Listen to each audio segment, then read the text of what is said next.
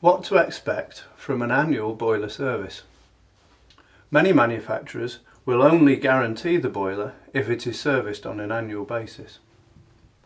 The engineer will familiarise himself with the boiler by using the manufacturer's instructions in order to assess that the boiler has been installed correctly.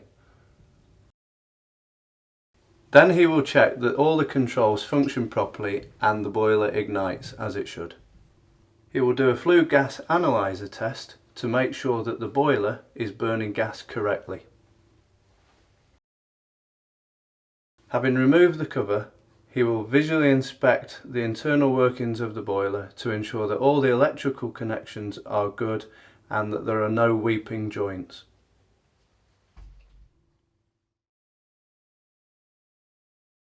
On some boilers, the fan pressure needs to be tested. The gas inlet pressure will be tested to make sure it is sufficient for the boiler to work safely. The condensate trap should be inspected and, if necessary, cleaned.